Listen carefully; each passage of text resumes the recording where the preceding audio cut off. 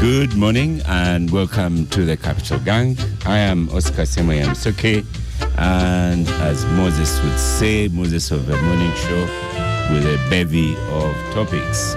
Ofono is in the studio in a yellow t-shirt. What does it read? Ofono? Beijing. Okay, so we have an RM in Beijing as well? Beijing University. I'm an alumni. Okay. Beijing University. Is that where you studied the art of malice? Sure. No. Art of progressive ideology. The art of progressive ideology. Go to the microphone. Better political management. Better political management. Yes. They've had a big thing in China this week. Yes. And you could see with the numbers they've collected of presidents and so on. I thought about you.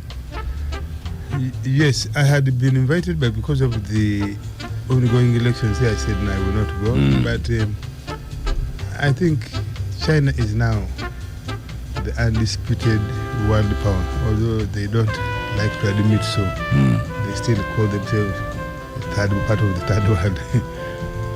Yes. But the display was magnificent.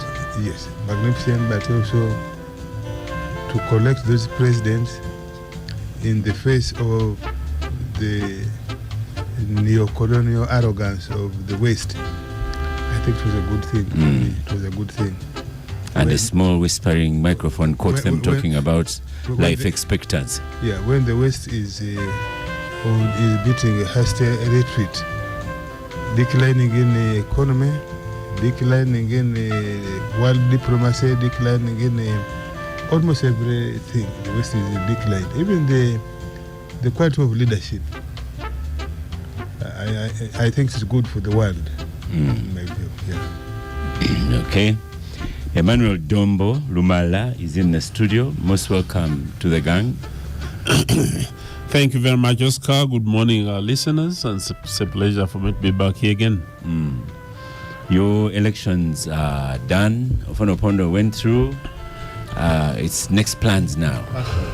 We now have flag bearers all the way from LC1 to the presidential elections. And once that one is set, we are very busy now preparing for we're collecting signatures. You know, for us, we usually carry about 3/4 of signatures.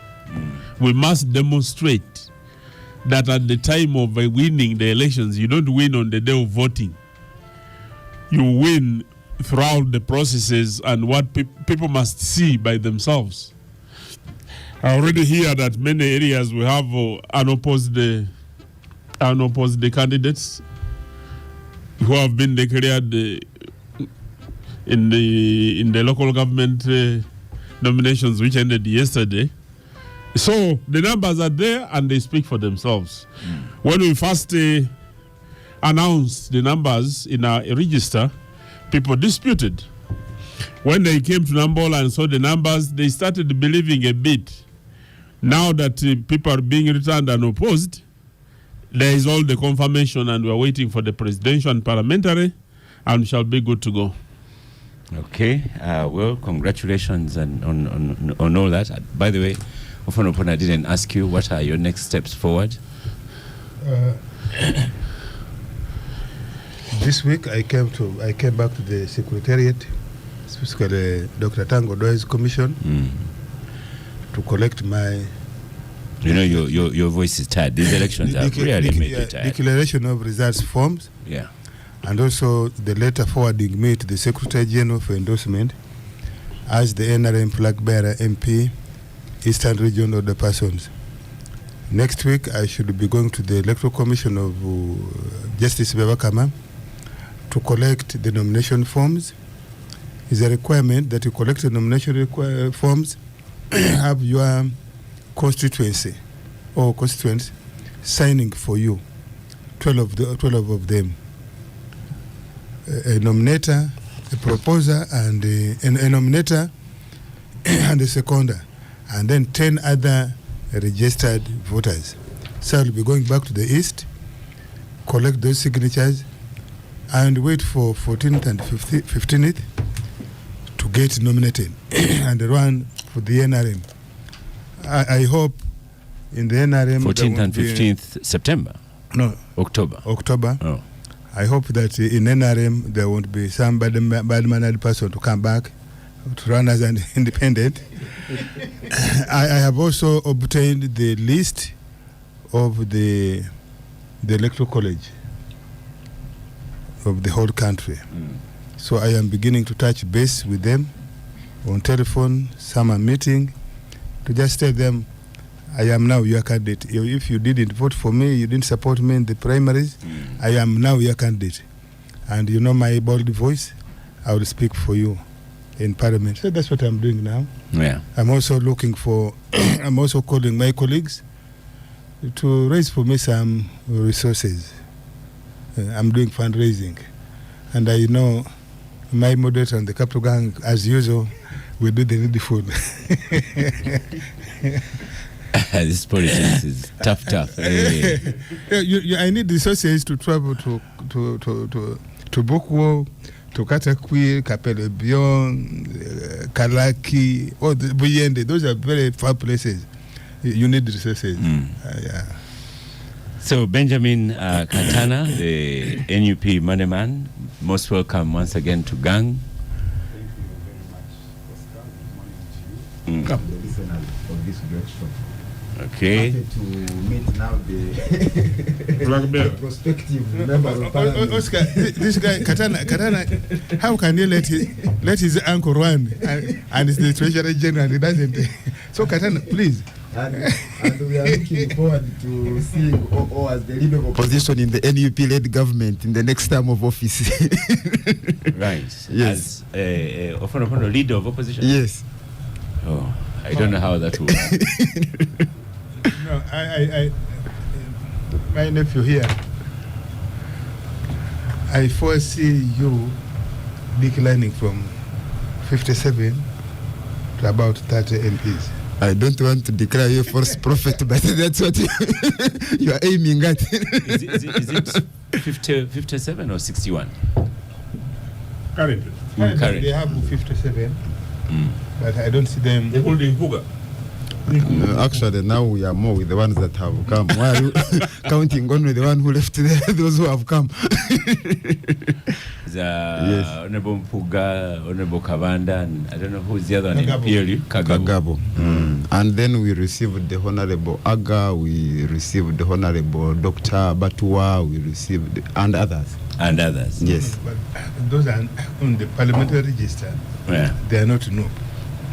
Maybe if they. But I'm sure you saw someone complaining that on the register he was being considered noob when he's a party president of another party. So in the current parliament, noob has 57. I don't see them getting that number again. I don't want to declare him a false prophet, but he's declaring himself one. So let's focus on NUP, Benjamin. Yeah. Yes. What's happening with NUP? Yeah, about 2 months ago, we started the process of establishing flag bearers for the party for the respective electoral areas across the country. The election management committee of the party put out an announcement inviting people to express interest in vying for the different areas. And indeed, many people did apply. They were subjected and they were taken through the rules of the game, guided by the party constitution and the laws of the country.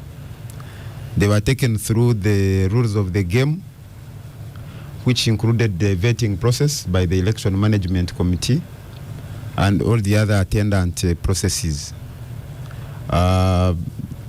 They went through that process, and we have partially released the lists of flag bearers, particularly for local government, and the ones of parliamentary seats are yet to be released. When the results were released, there were some members of the party who participated in the process and were not satisfied with the outcome. The party leadership established a committee which listened to their complaints, and those that were found to have legitimate concerns, their complaints were allowed, and those that were found not to have legitimate concerns, their complaints were not allowed. And we have now embarked on the process of nominating people, which largely was successful, except in a number of places where our people were largely frustrated by the Electoral Commission.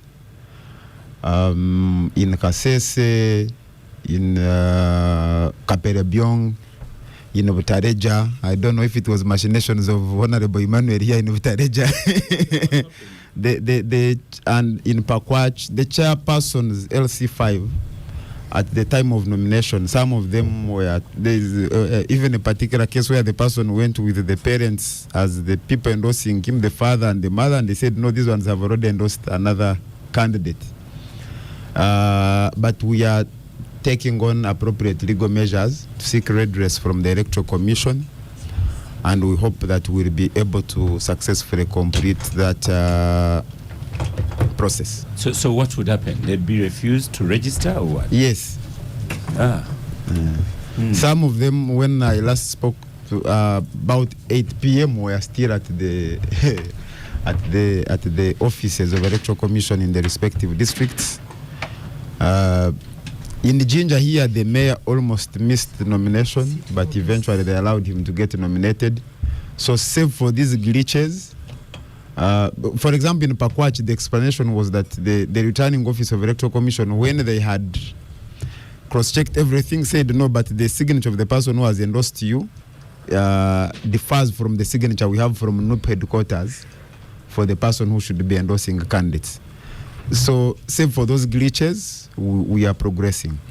Yes. So it is normal practice for NUP to send a list, or yes, we do.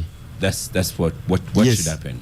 Yeah, that's what should happen. What they were challenging was the signature of the person endorsing. The Secretary General said the signature, the sample we have differs from the one that has endorsed your form. Frivolous or factual? I mean, not factual, not because factual. It was signed by the right person. Yes. Yes. So they were finding an excuse to deny. That's that our person. Interpretation. Right. So how many districts are you covering this time? Because in the last election, you couldn't do 100%. Yeah, we, save for those challenges, we should be able to have about 95%. 95%? Yes. That is your ambition? Yes. Or the target? That's the target. A realistic one? Or yes, that's the realistic target. Yeah. Okay. So once again, all district officers have been nominated.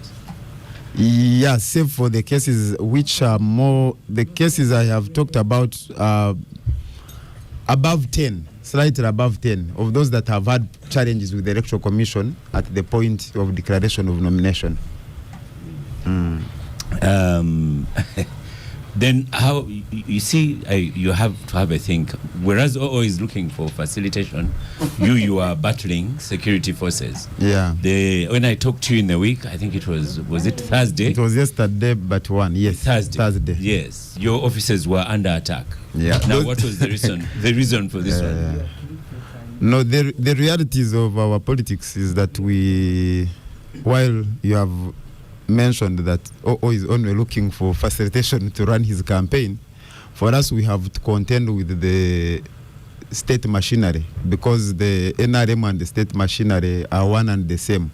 So when you are running against the NRM, your opponent is the state machinery, is not the NRM. We would have a walkover over these people of NRM if they didn't have the assistance of the state machinery.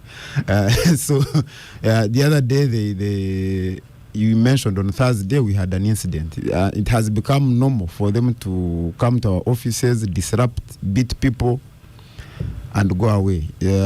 And this is just at the headquarters. But even last week in Noya, we received reports that all the people who had expressed interest in running under our ticket had been arrested. So these are the realities that we must contend with. Or is it because you are badly mannered people that must be no, luckily, secured all the time? Luckily, the misbehavior of the NRM has not started with NUP. it has been here ever since they shot their way to Kampala. In every election, when any opposition person is running against the NRM, you are running against the state of Uganda. In 1996, people were beaten physically, even when the then candidate Museveni was slightly more popular. In 2001, people were killed on the streets of Rukunjiri and elsewhere. In 2006, same incident. 2011, even 2021. So it cannot be attached. There has been one common factor. The common factor has not been NUP. It has been the bad manners of NRM and its leadership. And by extension, the state of Uganda, which they have captured and now are using as a stick in political contest. Yeah. I saw Mr. Chodu recently, and I asked him how will he be able to box his way into SEC. And you know, he made it. So maybe there are some people who don't fight Ofonopondo style. Let me take this opportunity to welcome Honorable Lydia Wanyoto. Most welcome to Gang. Thank you, Oscar. I bring you greetings from Mbale City and from the Women's League of Uganda. Yes. And NRM. Yes. Yes. These samosas have been missing you. I'm back. Star Cafe. As you can see, I lost some 20 kgs, so I'm going to make sure that I get it back. Yes. Beginning with the gang today. And morning to my colleagues on the gang. I also want to welcome Honorable Dombo again, because he's been here for some Saturdays. Yes, yeah. Lydia. Well taken. Yes, thank you. You are not going to stand as an... Oh, no, that one is no independent. Because the phone has been saying... No, for sake I can go as an independent. Let me first win in Valley seat, because I have the flag there. Okay. Yes, we'll see how we get back to SEC. Yes. Yeah, then thank you. Honorable Gerald Karuhanga. You're most welcome to Gang. Thank you. Even the hair is grey. Gerald Karuhanga the Ofono Pondos have been making our heads get whiter and whiter because we want them out as soon as possible. Yes, I'm glad to be here, and it's always great to have a critical discussion with Ugandans. Jared, on our radar, ANC doesn't feature much, so we can't give you pressure. Well, that's your estimation. We have missed you on Gang. The last time I saw you, you were dancing around a parliamentary table. And that dance went viral. I saw it in Trevor Noah. That's the last time I saw you. Many years actually. Yes. Have the dance moves improved since that time? Well, as you may very well know, that was a very unfortunate incident where we had to do everything possible to save our constitution, incidentally, which was promulgated and largely processed by the same fellows, the same regime, and now, because now they realize that the constitution is catching up with them. So, you know, Oscar, somebody told me a story, and I remember indeed it's actually in the Bible where I think it's probably the only place, if I am not wrong, in the Bible where Jesus walks into, I think, what we'd call a church today, and he turned upside down tables and beat up some people, and because they were doing very crazy things. Of course, I can't. We're not saying we are comparing ourselves with Jesus, but we're trying to show how sometimes very, very, very bad situations. But it's interesting to see that. And have your dance moves improved, or will you improve upon it? Most likely he's going to Parliament. It's actually interesting to see that now Ofono Pondo is vying to go to Parliament. As leader of opposition. It's interesting. The times are very interesting. Indeed. I can imagine. There are times when people say if you met the person of 10 years ago, could very easily fight the one of 10 years later. So maybe that could apply for that could apply for Fonopondo. But let's see what happens in January 2026. I have Abdul Katonto, most welcome to Gang. Easily the best shirt of the day. Good morning, Abdul. Not kind of a bit OOs, but OO is faded yellow. Yeah, looks like It's faded. it is. yeah, it is. So welcome to Gang. Thank you very much. I can see both of you running colorblind due to age. No. I hope I can represent you well in Parliament so that we restore You know, eyesight. sometimes when I look at OO first told me that he was going to run for the ADC, there's something I grappled with in my mind. Whether OO was coming to Parliament for a job or really had interest of the ADC. Because which is what he was going there to protect.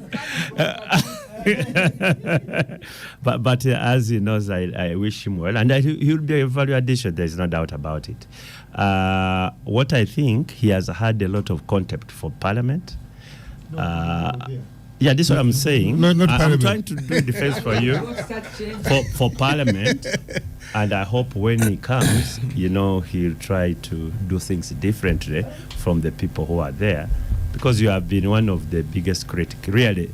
And on many occasions, you are right.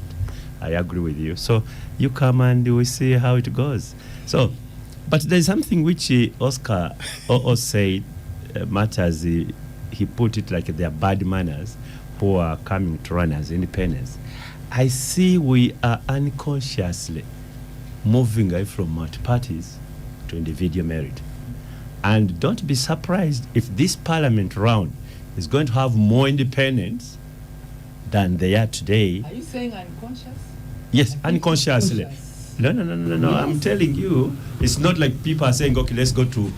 The system is just breaking itself up, because one, rightly, but also for wrong reasons. Rightly, in the case that the political parties have got many challenges, they are not running transparent, democratic internal elections. So there is those genuine concerns and disgruntlement. But also, there are bad manners too. People who take it for granted, they should be there, and when they lose, they say, well, let me try again. Are you going to be an independent again? Yes, I'm like a COVID patient. Self-isolation. Isolated from parties. A lot of today's talk, I want you to be on your position. Yeah, we thought Tanzania party had signed him up. Yes. The one of Mugwati Yes. Gobata. Has it been listed as well?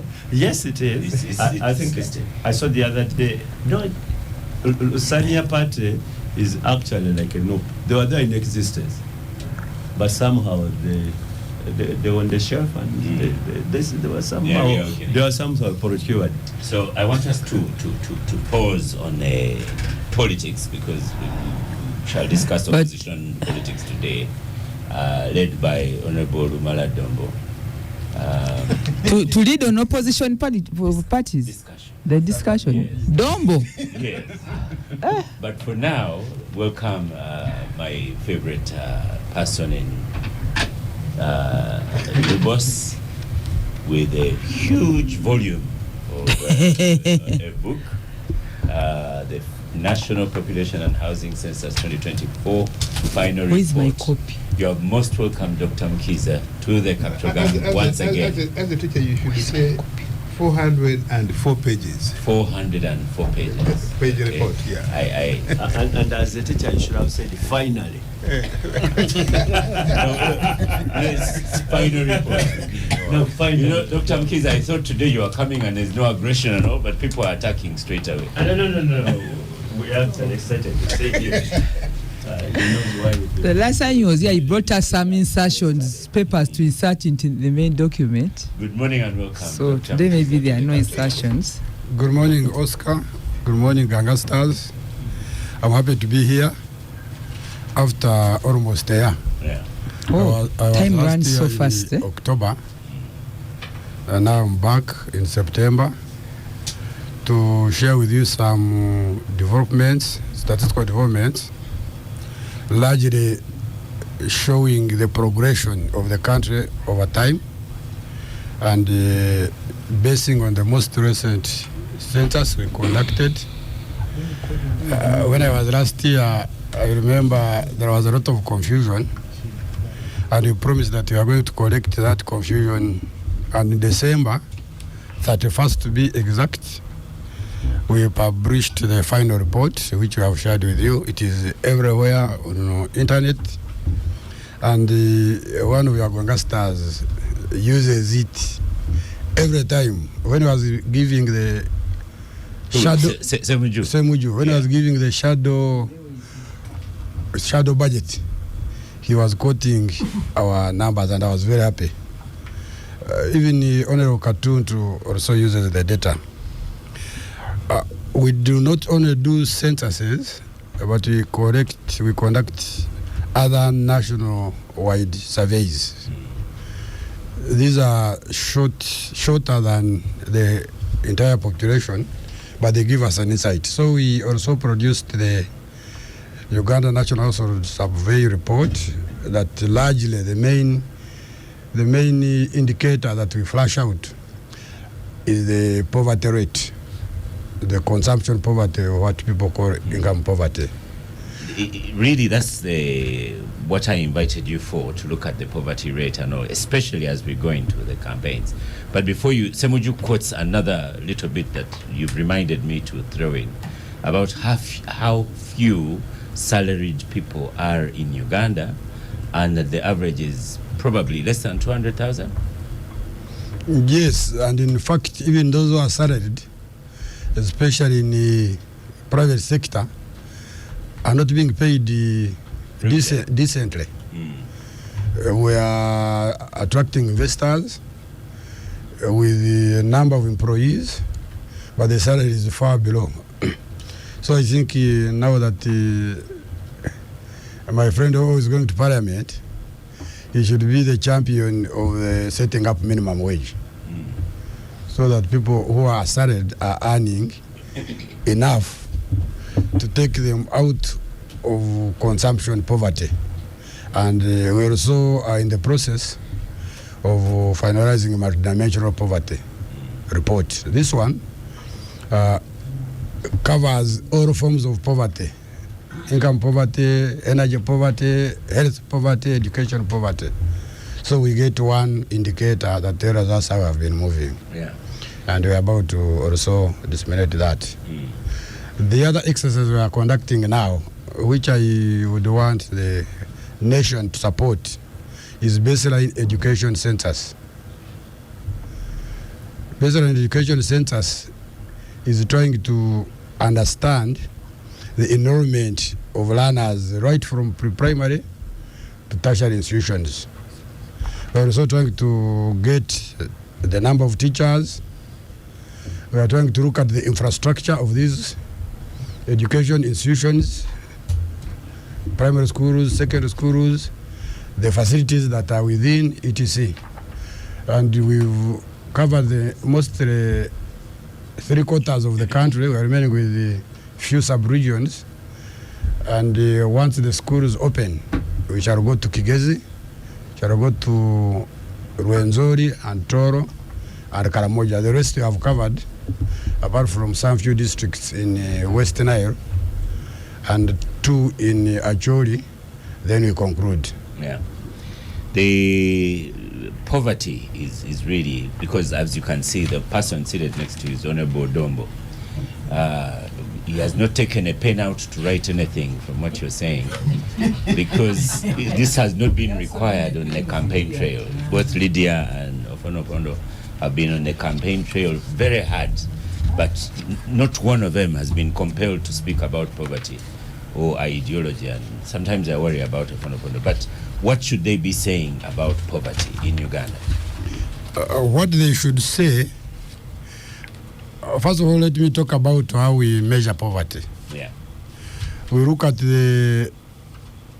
we use the standard, which is the national absolute poverty line, of only $1 a day.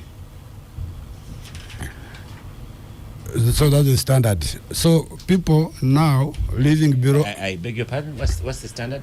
$1 a day. People living below $1 a day. And if anyone is living below 3,600 per day, yeah, that one now is poor. Is poor. But if you have 5,000 a day, you are not poor. According to that standard. That's why we are trying to get. Mukiza, you answer some questions like a lawyer. No. According to the standard. Keep lawyers out of Mukiza's argument. Mine are basically factual. Yeah. So what happens? Countries set their national poverty lines, and as of now we have $1 a day. Yeah. But there is a discussion, as we are also surprised, to have this poverty line increased.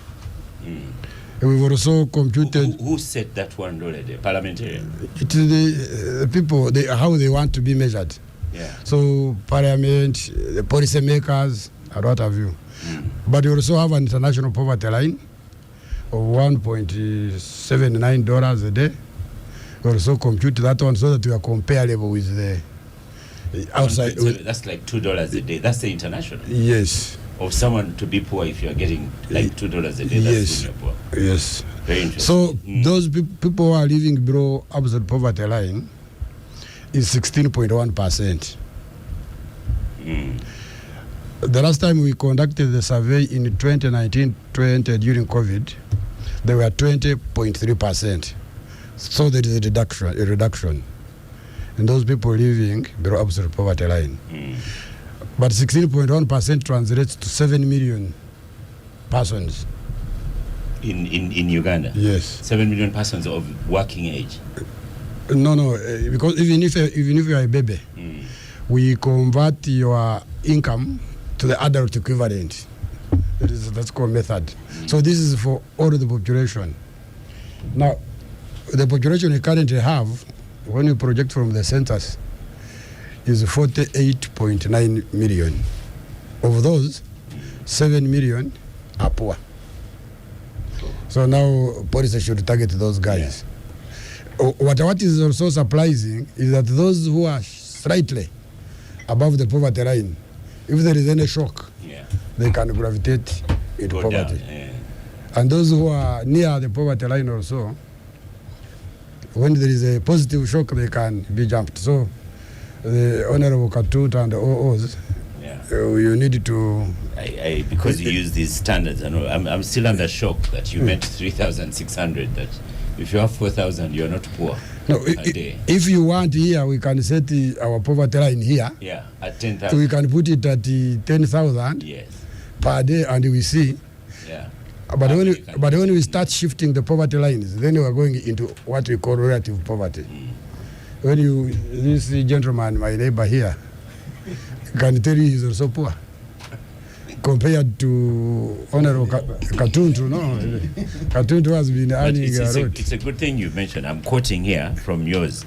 The highest concentration of the poor is in the eastern region. Yes. At this table alone, we have 4 people from the eastern region. Actually, their region, Wukeji. 5 actually, with the producer Patricia. No, I mean these 2 people. There are actually 6 with your own assistant. We have 6 people in the studio from the poorest region in Uganda. But of that, I don't see Karamojong here. Karamoja has the highest poverty incidence of 74.2%. And in fact, what is what is surprising? We may take you to the basement, because now it says Ankole has the lowest at 3.2%. Kampala City had 1.1%. Basement, I can't fit there. I'm too big to the basement.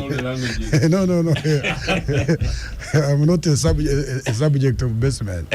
So we also, as you are reading the report, we did the regional distribution of poverty, and Karamoja took the highest share, followed by Bukeji, Arua, Western Nile had Northern as well, 27.7. Western Nile had a blip of poverty incidents, but the biggest reduction was in Acholi. actually registered the biggest reduction in poverty rates. Wow. Yeah, and this is attributed to households shifting to the income generation businesses. What do you mean? Sorry, when you talk about cooking, 98% of households in host communities use biomass fuels for cooking. That one we are looking at the type of the energy sources for cooking. So we have biomass, we have electricity, we have firewood, we have gas. So those are the things we are trying to. So the report was also been uploaded on website, and I have asked Didakas to give you each of you a copy to go and read it. But I also encourage Ugandans to use websites very much, because we can't continue producing volumes, yet we are fighting climate change. Each paper is a tree. So let's embrace technology. Technology is also useful because it can help you go to what you'd like to read instead of reading cover to cover. Yes. The two gentlemen that have written the most notes were Gerald here and Benjamin. Gerald Karuhanga, what do your notes say? According to Dr. Mukiza, you are not poor. It's interesting when you look at this report. First of all, of course, we congratulate you, boss, for giving us statistics for our country. Now, there are interesting things. First of all, I heard him say that about 16% below the poverty line. And I hail from Ntungamo. When I'm campaigning, I don't drive. I walk to every voter's home. I spend about 2 months doing that. By the time I'm done with 2 months, I'm done with the homes. And when you say those who earn 3,600 and below are the poor, assuming that's the standard, as you said, yes. I want to believe that the percentage of Ugandans that are really poor, that actually belong even there, is probably much, much higher than I think we see here. I know, and maybe people who don't have 3,600. 600, yes. For some reason, most of us, when we go to our up-country places, we see our people and we meet them in church, we meet them at parties and at burials. Then we get this perception as if they are not doing as badly as actually they seem to be, because they are largely dressed decently, they have bathed and washed. And so you can very easily get a wrong impression that things are actually not that bad. Not until you choose to move into people's homes, and then you realize that you can hardly find where to sit. And I'm not talking about 1 or 5 homes out of, let's say, 200 in a given village. No, I'm talking about actually the higher percentage that you appreciate. You engage them and you realize that that actually these fellows, a number of them probably have one set of clothes, but they have to wash them. In fact, I was actually looking for the statistic.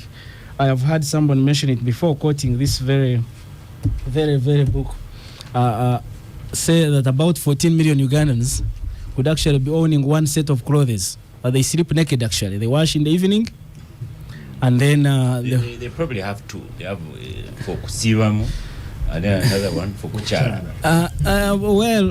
Because one set is one set. One set of clothes is one. So if they wash them, then that means they have to sleep naked, yeah? So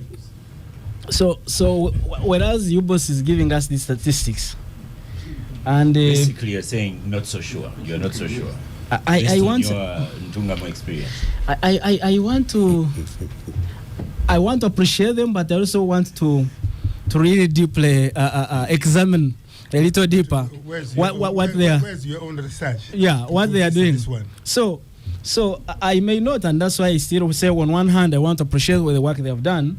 I've not had the opportunity to do the statistical analysis, but the physical experience, and because I've participated also in politics of this country, I've also had a chance to move in other parts of this country. So when you see the poverty levels, honestly, I think are much more serious than the figure 16. Let me before I come to Katana, I'm going to keep answers short. Yes. Emmanuel Dongo, you remember there was a time on this show, and you said that people can live on 10,000 a day, and I remember social media nearly finished you off. And they said that man is arrogant. How can he say we live on 10,000 only? We need a lot of money. But now the U-Boss chief has come in and said if you have 10,000, you are very rich. Otherwise, the poverty is 3,600. 3,600. Yeah. You know, when we come to important shows like this one, we don't come to argue to win. We come to discuss and provide information.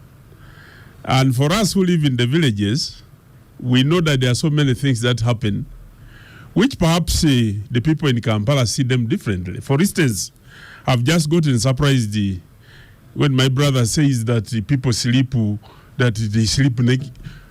Me, since I was born, I sleep naked, because that's what I've grown up knowing. And this is so when he uses program. So when he uses his measures that people must sleep dressed, he must be using some indicators from Muntungamo or from some other parts of the country. But me, I know many people, and they comfortably do so, not because of poverty, but others because of choice. But what is true, when you look at the statistics that has been demonstrated here, there are areas that have been hit hard, and there are vivid reasons why this has happened. And could be when my brother OO goes to Parliament and they are discussing with the government this type of interventions in order to remedy the situation.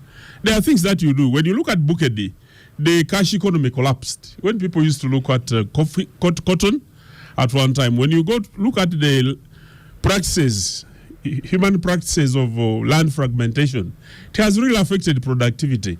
Somebody who was in many areas, when I was a young boy, my father used to bring a tractor at home to plow for us. But because of the bad practices of people sharing land, when the other people have died in inheritance, you find that not many people can use the tractor now.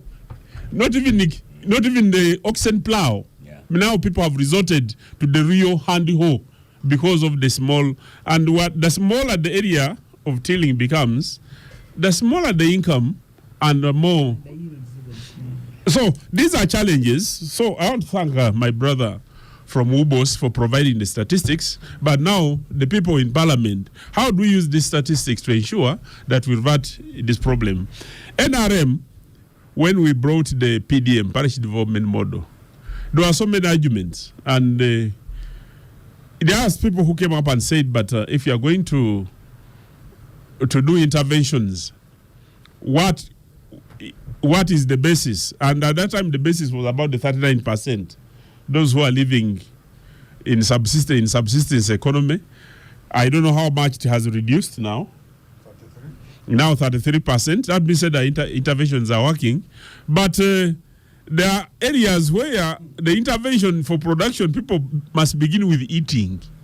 People must survive and be alive. In the villages, for us, we encourage them, especially those who are in subsistence. Those, they even don't know how much money they are missing, but at least every day they go to their gardens and get food to eat. If they quantified the amount of money which they get from their own gardens, that would be some good amount of money.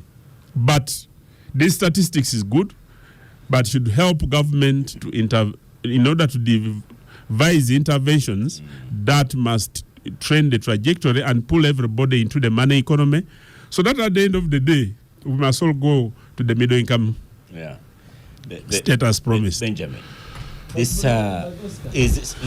No, this man vulgarized the issue. You see, when you say 14% have one set of clothes, yeah, it means they have probably a skirt and a blouse, or a shirt and a pair of shorts or trousers. So I understand where he's coming from, and those were his private issues. But on a serious note, for me, there are more indicators. For instance, this very report says that when you check the statistics on the page of, let's say, latrines in this country, when you have, on average, you can see that close to 65 to 70%, Ugandans may actually not have real latrines. They do open defecation. So for me, those are actually more indicators of poverty than just saying, when you say 3,600, I am not, there are people who even spend almost a year without actually earning anything. Or when they get it, it's probably for going to buy some medicine, and that's it. They sell a banana, a bunch of banana to Uganda, and so I think there are some of these factors that actually show us how poverty is. Let me help with the discussion. What Gerard is saying is what I refer to in the multidimensional poverty. Forms of poverty has housing, has education, has health. So that index is the one which will show you how many people are multidimensionally poor.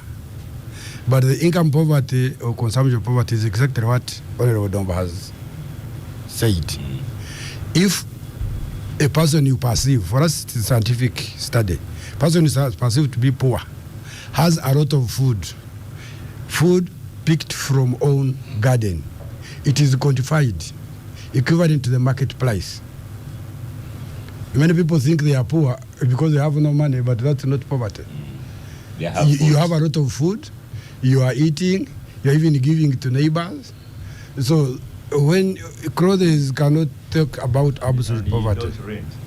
They are not renting. Yes. Then when they are not renting, we first look at food consumption, because it is the most important. We look at the calorific consumption, because we know that a person requires minimum calories to survive. Because poverty is, people should not be dying of hunger. So once they can survive, they can sleep, they are in their hut. It's very smart. We quantify the value of that house to the renting. Pause it there for a bit. I'll start with Benjamin Katanaya, then back to Oforobona and Lydia. You know, people have characterized your supporters, Benjamin, as the poor people of Uganda. So now you know that the baseline is 3,600. So with this manual, will you give it out to your wannabe MPs so that they communicate messages during coming elections? The starting point is that majority of us Ugandans are poor. So when they say that our supporters are poor, it is true because we have the majority supporters in the country. Yes. You have to throw in that line. First of all is to thank Dr. Mukiza and his team for putting in the effort, because it's no mean task. Of course, during the process, there were a number of issues that came up, especially the technical glitches that were largely, if I recall very well, attributed to inadequate training and some cases of people not receiving their money and things of that nature. So I would like to find out, since I have the privilege of meeting him now, how much such challenges affected the accuracy of the statistics that we are dealing with now.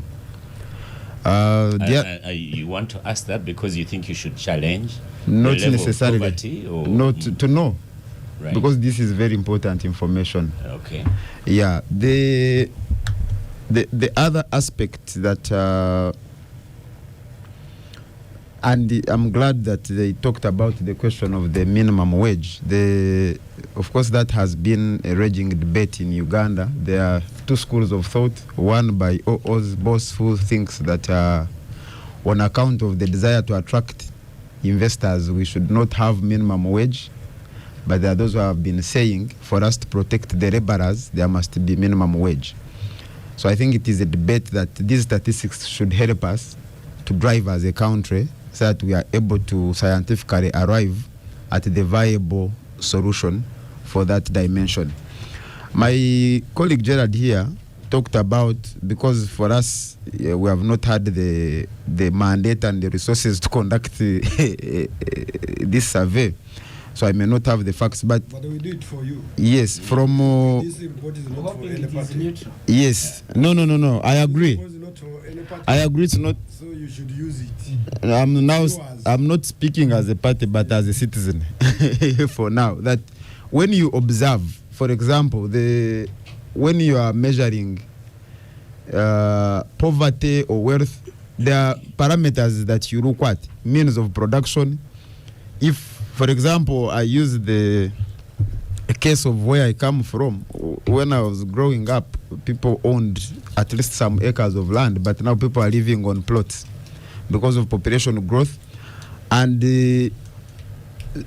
so you see that resource is overstretched. But also, there are no alternative. For example, when you go to the village, there are not so many people who have jobs away from the land or businesses away from the land. But the statistics show that there is growth. Yeah, not just growth. I'm saying that in your area, yes, you are not badly off. This is what the statistics say. I'm from Bushenyi. I'm from Bushenyi. Everyone from Ankole says, for you are not poor. And this is factual. According to the statistics, yes, they are the richest people. But from observation, since I don't have alternative statistics, from observation, I see that people in my village have become poorer. To ask you where you conducted your research.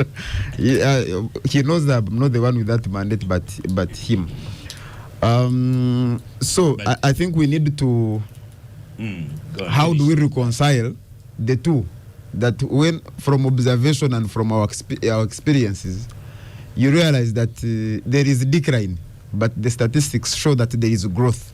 Okay. Where is the missing link? Let me use just these few minutes to first put in Abdul, and then we stop for a break and come to the people. But Abdul, you were shaking your head as the statistics were presented, but Dr. Mkiza's report shows that you are... Pardon? I remind people that Abdul has been a member of parliament for so many years. 23 years now. Yeah. And his region is one of the poorest. No, actually, the bigger region, but maybe not the sub-region anymore. At one point, I think we were the poorest. Now, I'm yet to see. First of all, I have to congratulate Dr. Mkiza and his team for this final report. As he knows, the first report he issued had very, very many issues, and you withdrew it. We are now going to interrogate this quite professionally, and then we see how we can plan for the country. Two, you see, Oscar, both the argument of Gerard and Mr. Katana are right, but also the arguments of Fono Pondo and Honorable Dombo are also right, to speak like Dr. Uganda.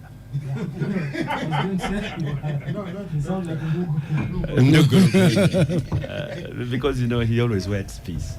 Say, please, you are right, but now let us examine yours. So, one, if you speak technically, then when, as he says, if you are a peasant who is even out of the money economy, but you live on your own land, that will be sort of quantified. And you have this hut, which you used without even spending a penny. Grass thatched, mud, water, and so on. But you a landlord yourself. You said that one has housing. Whereas Gerard will be saying, by the way, look here, this guy is living in a hut like this and so on. So this is the poorest. Electricity? Nothing. Now, it comes to food. You grow your own food, you're not buying. So here, your level of poverty will be technically explained. He calls it multi-dimensional or this. So you are literally living out of the money economy, yet you can sleep without paying rent, you can feed yourself. You will be also enumerated as somebody who is above the poverty lines. But it's different. There is somebody who is also working, but is renting. But the only thing he has is less than 2,000 or income. Net. Then that one is characterized as somebody below. I don't know whether what I'm explaining technically makes sense. So we are faced with this sort of thing. How do we get guys who are living under very horrible conditions? Because when we are saying poverty, a layman is looking at poverty. You can see, look at the house. The man doesn't even touch man and so on. This is the poorest of the poor. That's the sort of yardstick some people make. Moreover, when these guys, the statisticians are doing, they are categorizing that sort of person differently. Two, it's good to... Hold on. I want you to stop here for a second, have a break, and then come back to you. We'll come back from the break. This is the Capital Gang. Abdul, finish off, so we go to Oo and Lydia on the definitions of poverty. Yeah, let's interrogate what Dr. Mkiza now gives us as the poorest in the region. Take, for example, Karamoja. You find the Karamojong, we call them Kajongs, moving, and when you even look at them, the way they are dressed, in tatters and so on, and you see the poorest of the poor. But this man, the poorest of the poor, is grazing 20 heads of cattle. He keeps cattle not as an economic asset, but as a cultural asset, because he doesn't sell even one, but is busy moving. He doesn't have a fixed, we call it a place of abode. He's just moving from one place to the other and so on. So when I look at that fellow, I'm like, look at this sort of, the level of poverty. And when we are talking about Ugandans are poor, you can even take a photograph of that and say, look how poor the Karamojong and so on. Yet technically, if he was to convert the 20 heads of cattle into economic asset, where they can earn some income for him, because they don't sell them, and they eat blood. I don't know, when we are talking about food security and so on, whether blood is also now part of it. You know, they pierce the... Or whether Mukiza now will tell you blood is 4,000. Elite, I don't know. Because they eat sort of clots and then they...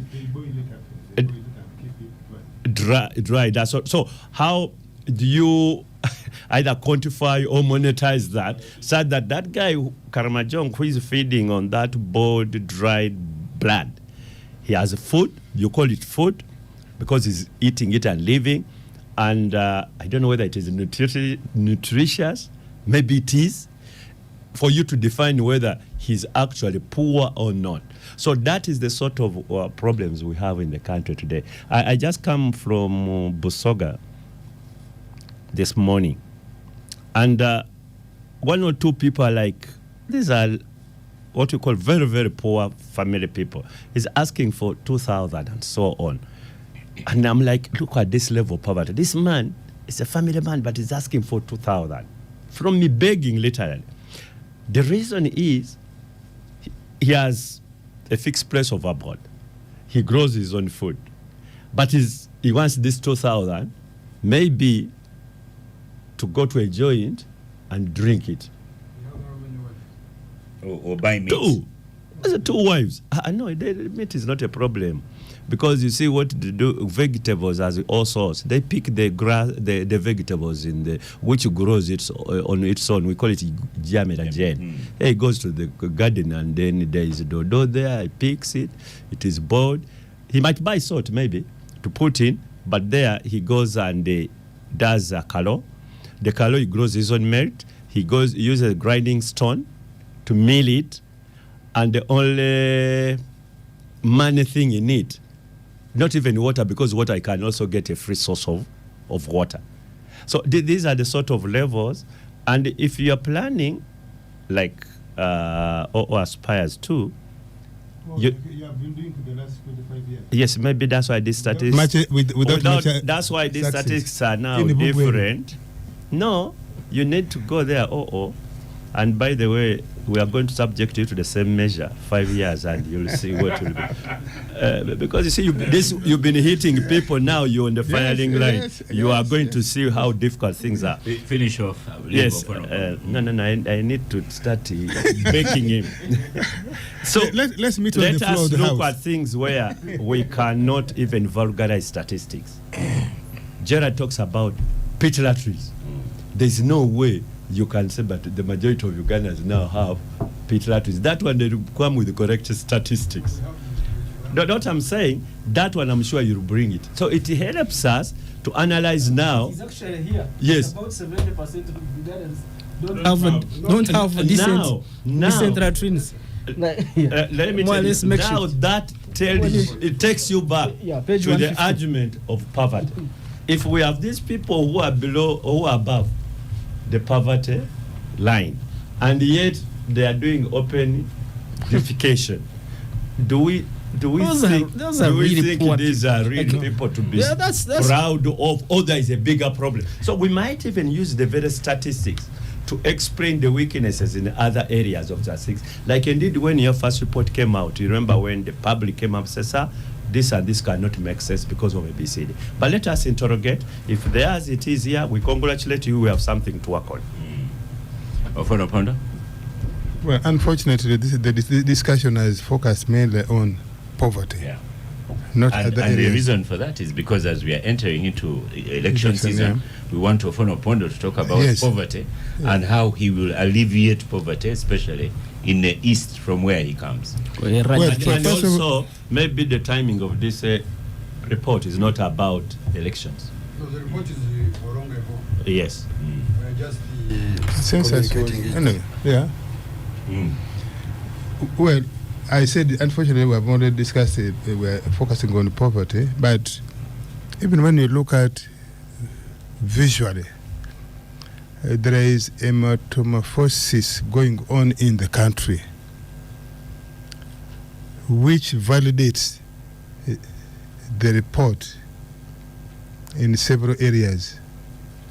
Whether you see the school numbers, the children, you see the overall quality of life of Ugandans, you see the physical stock of infrastructure have improved, have expanded, have multiplied. Gerard is shaking his head.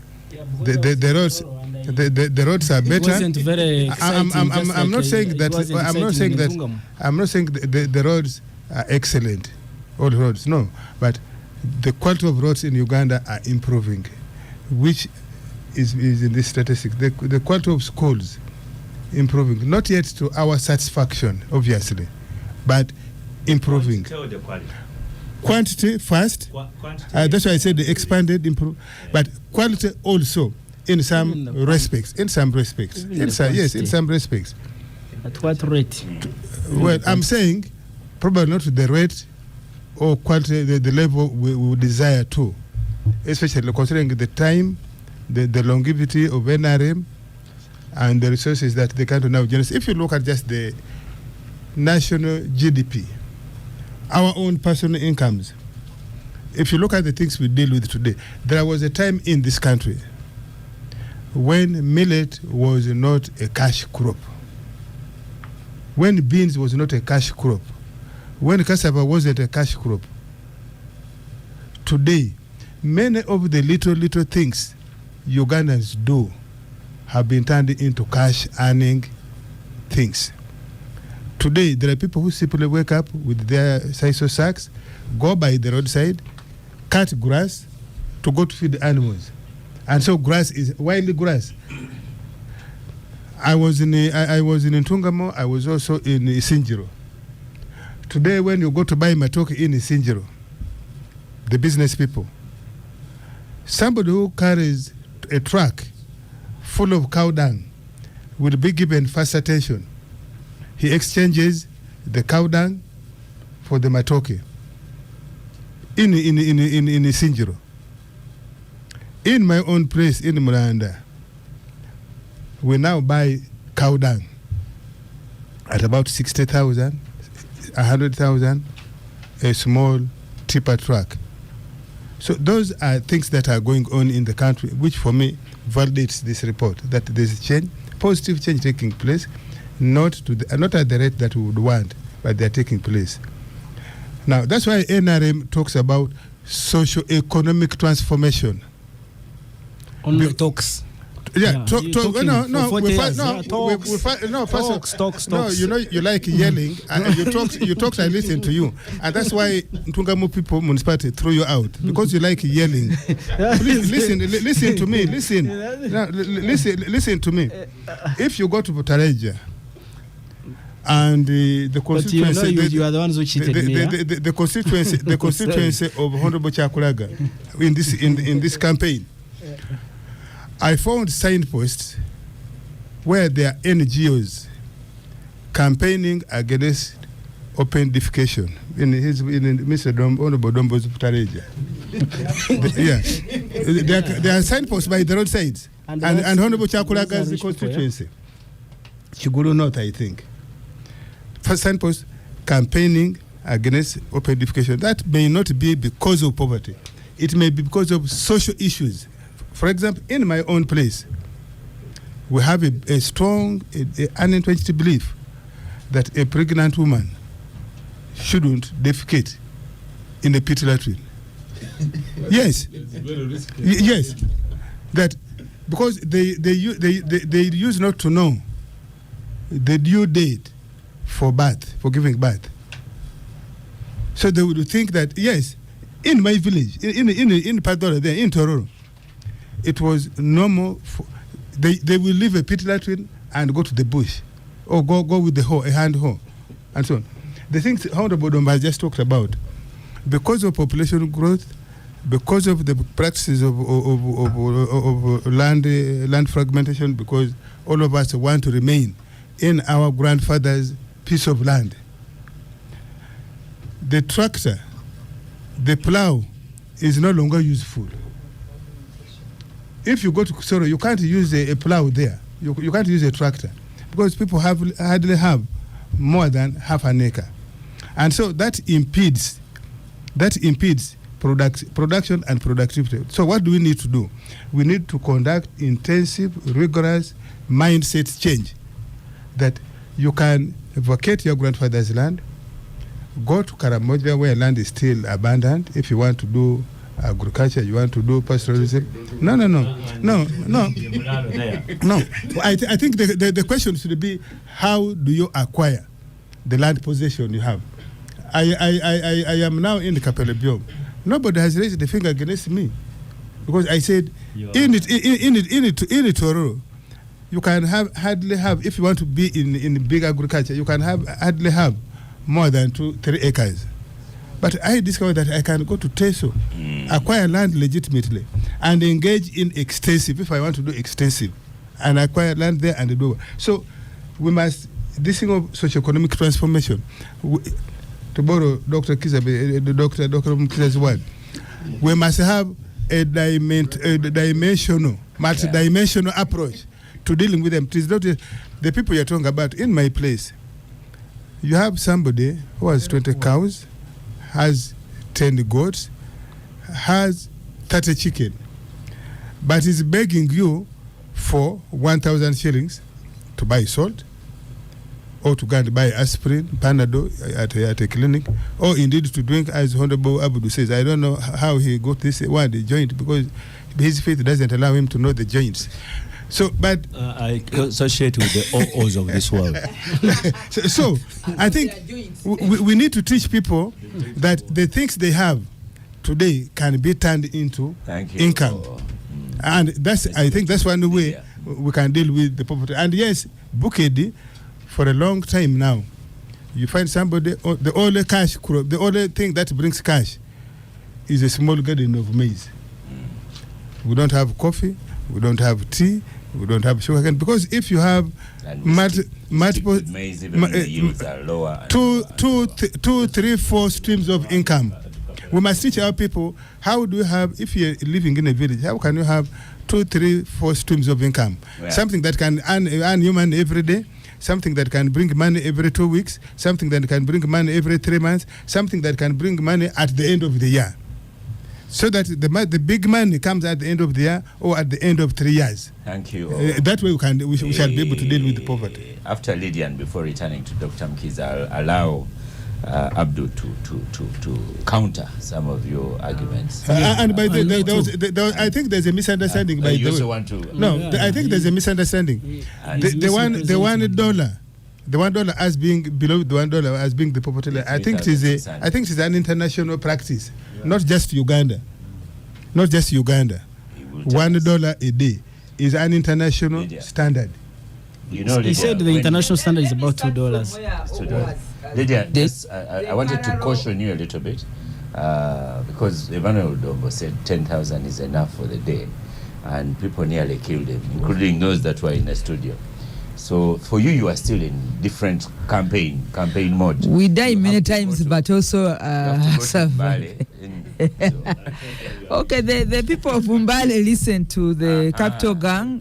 So you don't want to tell them you are very rich. Yeah, the people in Mbale listen to Capitalgang, and I'm sure they are listening, and they are happy that I come to the gang. But taking from where Honorable OO has stopped, but also Oscar, you should advise OO to now talk like an elder. The hard things he should tone down. But I heard how he was talking to Karanga. The punches you should reduce, because you're now putting on a cloth of an elder. You're an elder. The punches are too. He's an elder. One leg is already in parliament. Other persons are being marginalized. Therefore, they need a punch to give for their issues to be attended to. Okay. So pause and finish that. So while on that, Oscar, while on that, on OO, the measure of Uganda's economy and the way things are using international standards sometimes distorts reality. And maybe the Mukizas of Uganda, you should always help, like you've done today, to draw parallels. When you say $1, you quickly talk about 3,600, so that it helps Uganda. Let me do a quick parallel for you. World Bank gave women of Uganda money and under the program called GROW. But they were giving women who are already, quote unquote, in business.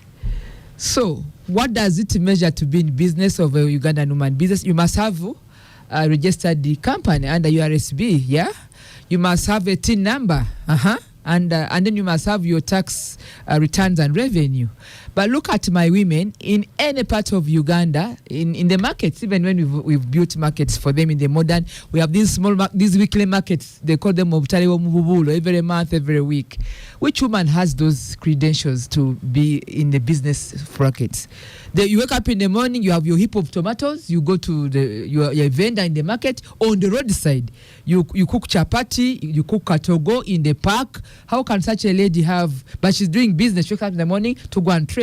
But you as such a woman to have a tax number, a TIN number, but also a registered business. So we lost out on the GROW program because of the international standards that do not work for Uganda. So it speaks to what Mukiza's story tells of poverty. Many people in Uganda, let me speak for women, about 70% of Uganda's women, even when they sell something, they are not on a financial grid. That's why you heard about the parish model. Parish model was supposed to bring the 68% poverty, and if you unpack 68%, 45% of them are women. So if you want really to help Uganda, you must quickly, you draw your national standards, the mark, but go down and say the reality, because the reality is different. We've not been able to put every Ugandan on either the financial grid or on the economy or even on the tax base. They are not there. Even if you go to the modern markets like Wandegeya, is it Nakasero, they do not have registered businesses. They run below the 3,600 profit per day, even when they have they are vendors, or they sell on they talked about the night industry. If you move around the towns, the night industry on the verandas, in my own town, Mbale, if you go to the market area or to the park, you find women who sell bananas, bogoya, on the veranda. Those ladies do not have, they cannot afford a TIN number. They cannot afford a registered business because their business actually is less than 100,000. So if the business is less than 100, these ones who carry the baskets, Mukiza, on the streets even of Kampala, carrying fruits, carrying bananas. So we need to have tools or statistics that measure research that works for Ugandan economy, and then we grow it to be able to measure the dollar story. So for me, I think that we are off the mark until we are able to capture what works, the appropriate economy in Uganda. That's when we are able, please draw tools that work for the Ugandan economy to capture the reality so that we are able to speak and draw the economy the way it is. Because right now, you are speaking above the reality of where the real Ugandans are. And when I speak like this, I'm speaking about the majority who are women. They are busy with the baskets of fruits, with the simu, with the bananas, like where I come from in Mbale, on the streets of the Mkoma or Kumi Road. But honestly, they cannot be captured using the tool that the Mukizas use. The tool of the dollar doesn't work. So there is a bit of variance in what works for Uganda and what O talked about, the international standards. So can you develop a tool that works for Uganda so that we can grow to capture the realities on the ground? I have to say, with that submission, if I was voting in Mbale, you would have the vote. But yes, I don't want to. This lady that is carrying the bananas on the basket on Nkoma Road, on Nkumi Road, how do you capture her? If I was in Mbale, you'd now have my vote, because you have tackled. Because when we are talking about poverty, it says there's better tarmac. No, poverty is about to people. It's about the food on the table. For him, because it is about Oscar, it's about breakfast, lunch and dinner, the quality of the food. That is part of his constitution. And I'm told that is now very popular in Ibugis. Advise him not to take tarmac things. No, Oscar, but by the way, just go to the village and tell people in Ibutaleja, those people working with the sugar cane on their bicycles, how do you quantify their daily income and economy? The sugar cane on the bicycles. That you are poor. No, you go to a village and say, I'd like you to have a toilet. No, tell them you are rich. That you'd like to have it. Well, you are being disingenuous. If you are to ask questions, it's about to people. It's about to people. To go and tell those people the chapa dollars, you guys, you are very rich. You're now adding the one. I said, go and tell them. and you see what they will do to you. Gerald, you are on. Thank you. 2 minutes. So I think one mistake we could make is over making these matters so technical. Whereas we appreciate the report and like putting in tarmac. Yeah, I mean the report is very useful, and it certainly guides us. And I liked what Dr. Mukiza mentioned when he says multidimensional. How I wish actually we could even call that real poverty, because you see, when you talk about real poverty, when Minister of Health and the World Health Organization give you statistics that 280 Ugandans die daily of malaria treatable disease, whose treatment is only 6,000 kwatim. For me, and then you give us statistics and say that indeed, like we had mentioned earlier, that about 14 million Ugandans have one set of clothes. So those issues speak directly to the real poverty on the ground, to these people that we are going to engage as since it's an election season that is coming in. So I think it is critical that, one, we don't kind of be very simplistic or very even vulgarize. I was listening to and I was like, surely. Or I was in Tororo. I didn't see much difference in terms of poverty between Tororo and Ntungamo. The people are just poor. And Oscar, for me, I think there must be a time when those of us who have an opportunity to have a discussion like this, to draw a line between political sentiments and the reality of what people are going through.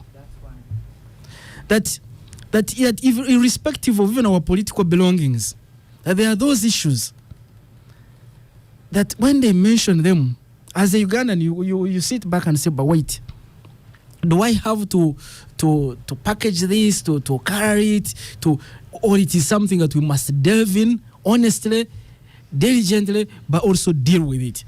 Let me give, there's another statistic that we normally keep hearing. That, for instance, every day we lose about 14 million Ugandans, which gives us about 420 Ugandans in accidents.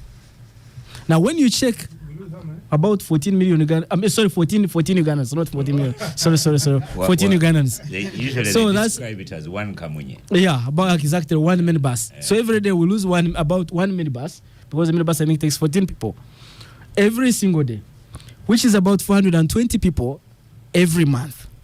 Now, when you check these accidents, you won't be surprised that majority of them are actually avoidable.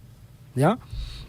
And then you come down, you go to our villages, and you see how a person struggles to just get some 2,000-3,000 shillings to go to a hospital. Oscar, I started an elders association when I was still representing Tunga municipality. And so we were trying to get membership. And so the members said, if we put 10,000 as membership fee, that's going to be a problem. Then they said we put 5,000. So even when they wanted to push it as low as 1,000, they realized that almost the majority would still not be able to raise that money. And I said, this is... And they were being genuine. These were people above 70, 80 years old. And they loved the association because they took charge of it and it still exists. So for me, I think we need to go to delve into making these facts or issues or statistics we get from different sources, and thanks indeed to you, boss, and make them we make them alive. We make them to our own situations the way they are. Appreciate how poor our people are. Our people are really, really poor. And this we must address as leaders or those who have opportunities to engage. Okay. Don't just talk. Like he's saying for 40 years they have been talking. Poverty alleviation, poverty eradication, poverty,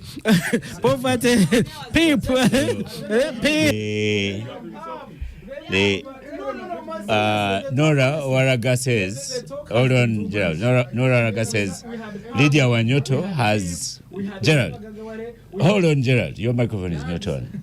Lydia Wanyoto has depressed me. In the UBOS report, it is clearly explained how the UBOS tools are developed and how the data is quantified so that it works specifically for Uganda.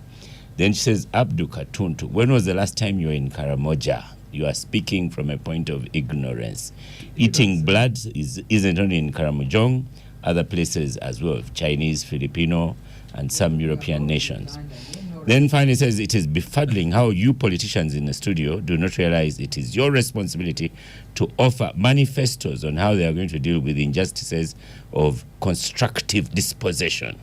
And it says Karamoja is among the highly resourced areas in terms of minerals and share of the tourist industry. So how come they are the poorest? Let's stop for a break and then we return to Dr. Welcome back to the Capital Gang. A lot of discussion on poverty. Abdu, you wanted to have a rebuttal before Dr. Mkiza concludes this discussion. No, it's not really like a battle. I think I agree with Gerard that, conversation like this, we should be speaking the same sort of language. The mistake my brother O makes is to imagine that he must score a point and then he's on the defense thinking that when they say poverty is about the NRM and so on. No, this thing, we are all cooked as a country because you see, whether you're an NRM or not, if your relatives want anything from it, they are going to squeeze you. You have beautiful income. That is your responsibility to handle poverty issues. You think it is all the NRM that's supposed to deal with it? No. Yes, NRM should take the lead because we are in the government. Yeah. Then what are you saying? You Abudu, you have been in parliament for 25 years. Tell me one thing. For NRM. No. Tell me one, two things you have done in the Bugweri. He's not been in NRM. Let me tell you. I'm not saying he's in NRM. I'm saying he's in the government. I don't know whether this man really is even worth being an MP. Because he doesn't know the role of an MP. You see, don't make me withdraw my confidence from you that you are not going to be a value addition in Parliament. You see, let me teach you the basics. I'm teaching you the basics. I'm teaching you the basics of being an MP. You can't teach me anything, Abdu, because you are simply now sulking because I have punched holes in your argument. But you can go ahead. Okay. Now, let me go back to Mr. Mukiza's statistics. Let me go now to his own statistics. Whether what Busoga was, including what was 201 when I entered Parliament, is what it is today. Just go to look at the book we want to rely on. So, some of these arguments which are below pedestrian, let's abandon them. A member of Parliament is supposed to be national policy, which we are discussing, that you cannot divorce government from national policy. Then it trickles down up to Tororo, to that Chapadola in Tororo. Don't think if you are going to be a member of Parliament for the elderly, you are going to do something as an individual to the elderly there. You must go to national policy, which eventually the elderly in the whole country benefit from. That is your primary responsibility. Now on to poverty. When you look at statistics, the statistics, yes. Dr. Mkiza, just hold on. No, I wanted to tell him. No, please. Let him speak and then we come back to you as the last person. But then you'll start with where it's going to help me. You see, when you look at these figures, yes, because even if you are to go beyond poverty, there are things which we have to critically look at. For example, education. And where I disagree with people like my brother is when we talk of education is about quality. Purely, education itself, by definition, is quality. So that a person, what he was today, will not be the same tomorrow. Yes, quantity, government has done very well. And when you talk about government, all of us who have contributed in the policy, we are there. We have done very well. But let us look at the quality of the products we are producing and examine that, whether at primary level, whether at secondary school level, or even whether at tertiary levels and so on. We interrogate that. Because if you produce half-baked professionals, then you're actually eventually even killing the economy. Our universities, what we are channeling out, are they the quality we are proud of? So when you are, and that's why all of us now agree with Dr. Mukiza about being multi-dimensional. Don't just look at, by the way, this man is now earning 8,000, he was earning 4,000 yesterday. You need to be wider. Yes, he's earning 4,000, 8,000 today, but what can 8,000 buy today than which he didn't buy yesterday? Lydia is spot on. You see, if you don't put these things in a context and just rely on 20%, 3%, you get this whole thing wrong. However, I must say, and this I must emphasize, let us plan according to the statistics we have, if they are genuine statistics. And I want to take these statistics on face value, that they are genuine, and we should plan using the figures Dr. Mukiza gives us. Thank you. The Bino William on X, formerly Twitter, at Samuel Mseke, I can tell you that we are voting for Lydia Wanyoto to Parliament, or this time has gone to DRC. That's how he's going to represent the area. Martin Rabihura says, at Samuel Mseke, the guy with one pair of clothes is paying fees for children in secondary school. Legal Livewire, I agree with Lydia on developing a tool that fits Uganda. Before making misleading statements to the public, how many students from his home district does Honorable Karanga personally sponsor? All these discussion on X. You can go there and continue. So you're on microphone, Dr. Mukiza. I don't know how you want to conclude this discussion. And we go back to opposition. Those microphones are off, so please go ahead, Dr. Mukiza. His microphone is off. Okay. We have given you two reports. And the first one, the big one, was for census. The other one is the one talking about the poverty measurements we just talked about. I wanted to correct the impression Gerard has given that the households with no toilet facilities is 70%. Decent. The report is in his face, but he can't read. If you go to page 147, page 147, table 11.6. The report clearly shows you that column where there are no facility. Those who do bush in buckets, where it is 6.7% of all households in Uganda. 6.7% of 10.73 million households. So you can see, and when you go back in the 2014 census, there were 14%. So the number has reduced. Now, yeah, there is an improvement. Now, these other things I've been talking about, household blankets, mosquito nets, type of housing, are what we call poverty correlates. Correlates. They are correlated to poverty. Now, the poverty matrix we use captures all of those things in one index. Yep. Now, regarding the national standard, international, yes, in the census report we actually attempted to show where there is discrepancy between national standard and international, looking at national practices and policies. And I want to encourage you to read this report carefully and then inform public debate and decision. Why we are very sure that the poverty rate in Uganda is 16.1 is we've used robust methods and all other indicators are showing so. The correlates, like when you look at the literacy rates, they have increased from 72% to 74%. When you look at the infant mortality rate, because once we are very poor, expect many babies to die before their first anniversary.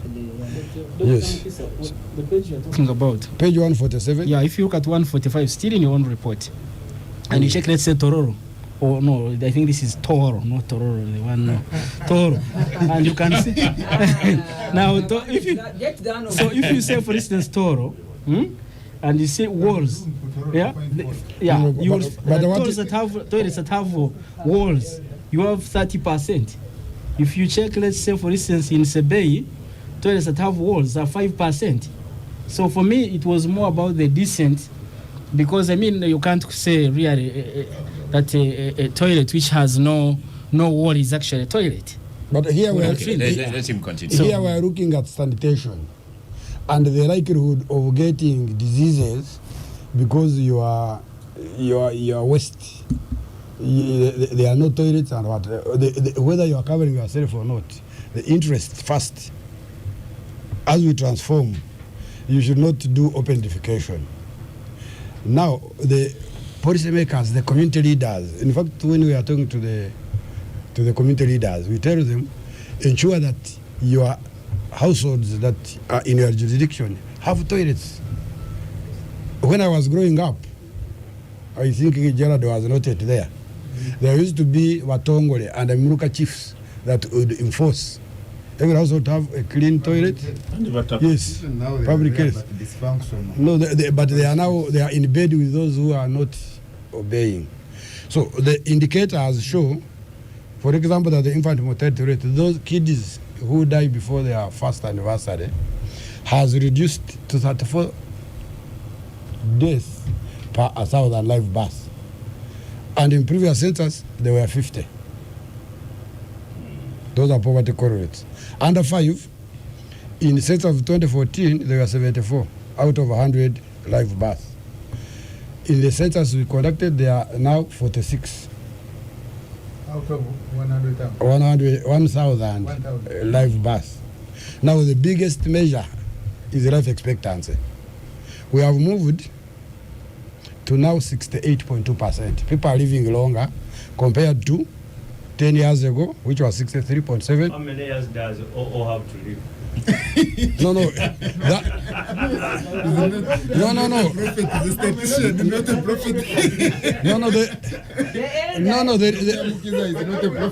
It's your microphone. No. The noise. Go on, Dr. Mkiza. You are using your last 2 minutes. The report shows you Yeah. the life expectancy. Yes, Dr. Mkiza. No. The report is actually clear. Life expectancy means a child born today is likely to live for 68 years. And for your age, the report also shows you if you are above 60 and you are a male, how many more years you are going to live. They have said use OO as a measure. No. Or you not have 2 terms in parliament. Actually, OO has many years to live. I have bad news for you. The older people have the additional higher life expectancy. Dr. risk behavior. Now, Mkiza, in this 1 minute that you have, what is it that you'd like to leave us with at Gang? We're going to read and digest these things and then invite you back when we have thoroughly read the report. So, final observation that you want to leave with us for now. Final observation, final call is that beyond these reports I've given, we have so many other reports we have published on our website. Please read them, interrogate them, and use them for the public discourse and intervention. It's not one man, one what, and MPs set the pace by discussing these issues and guiding on policy. Maybe I just want to. Can I just go to your website and say, okay, Bugwere, and have all the data about just Bugwere? Yes. And Yeah. My question is, we've been seeing so many government programs, and on the very serious note, and the billions of shillings put in, hundreds of billions of shillings. So we saw there was PIP, there was PAP. There was he has I have seen I think he mentioned one in the report. There is OWC, then we have NADS, and at some point there was Bonaba Gagawale, Mioga, Youth Fund, Women Fund.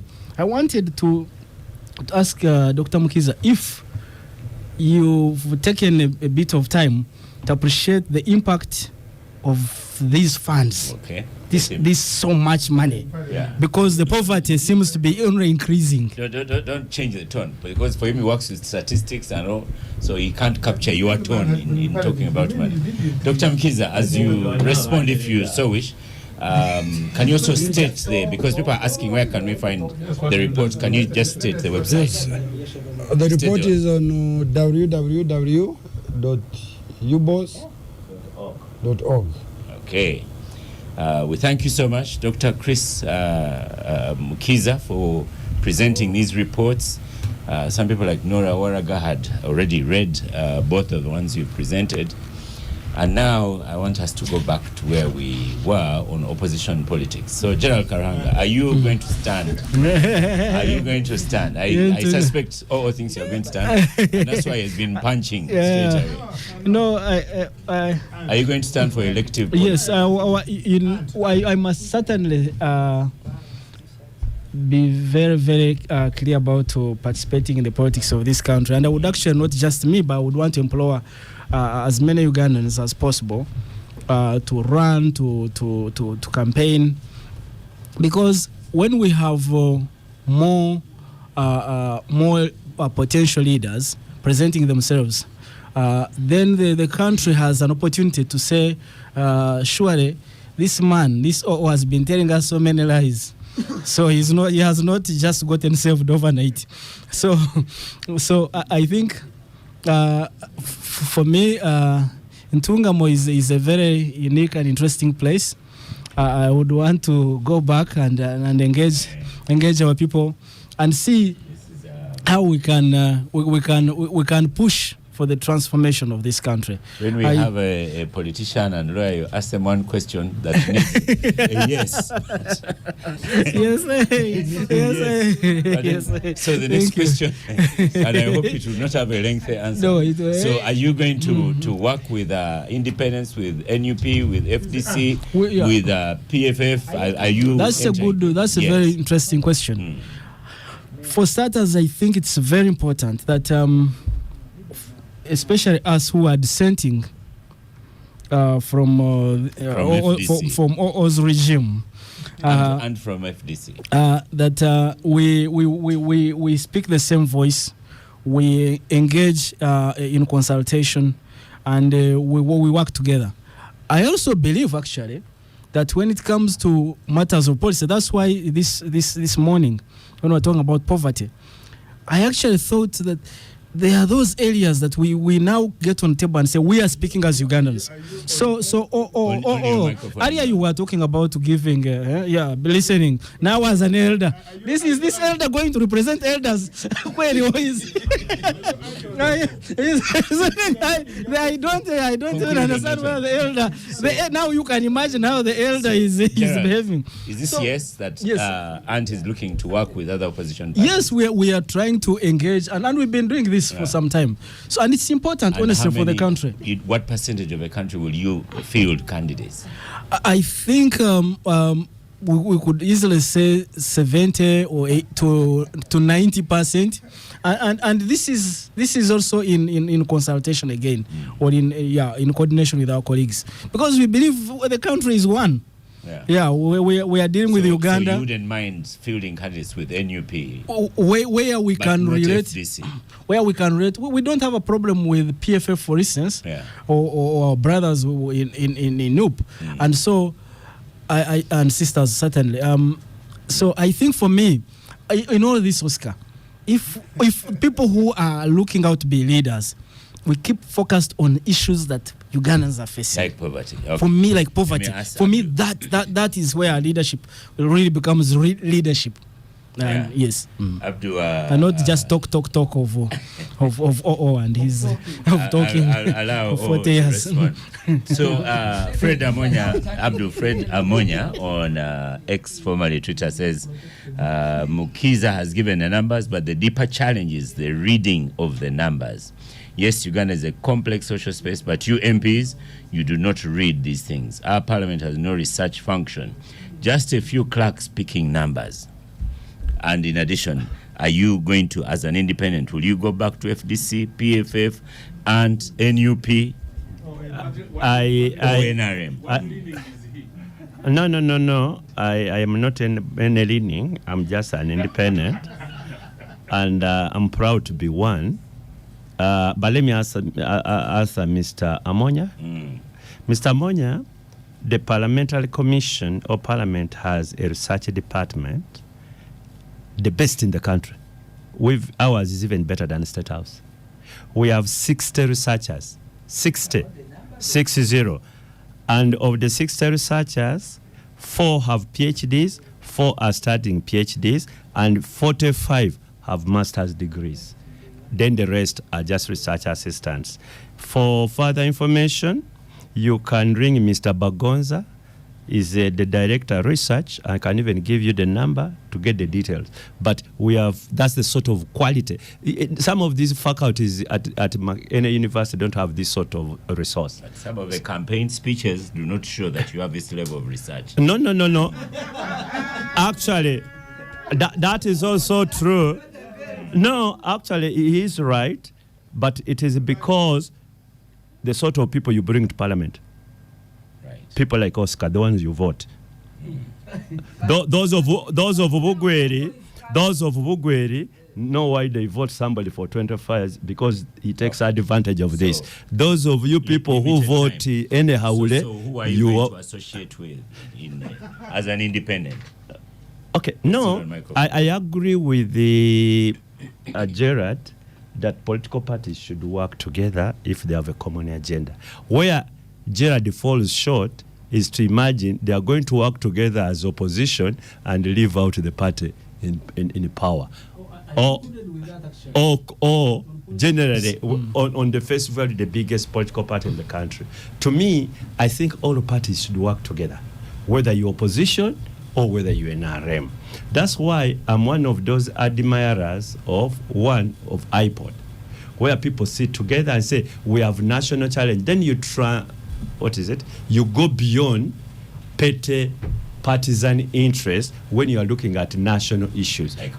Like poverty. Sit together, put all your heads together, your best heads.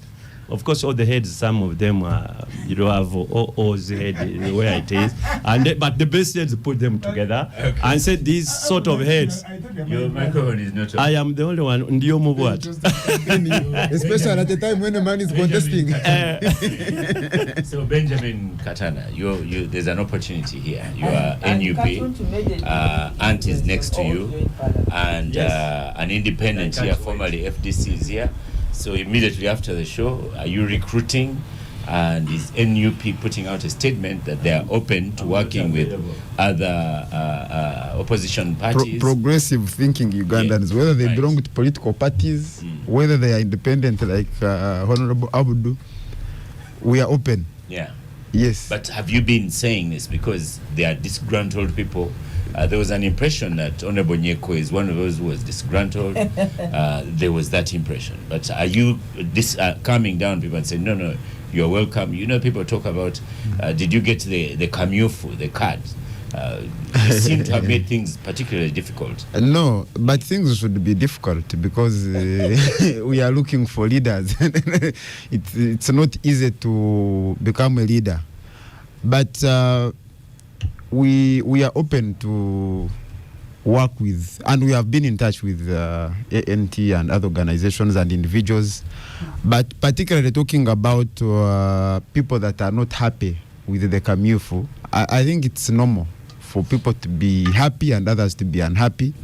What is important is for the process to be fair. And like I mentioned at the beginning of the show, so we are dealing with a number of about 3 issues. We are dealing with a system, a process that can be improved and that we are committed and open to improving. But we are also dealing with some individuals with a sense of entitlement.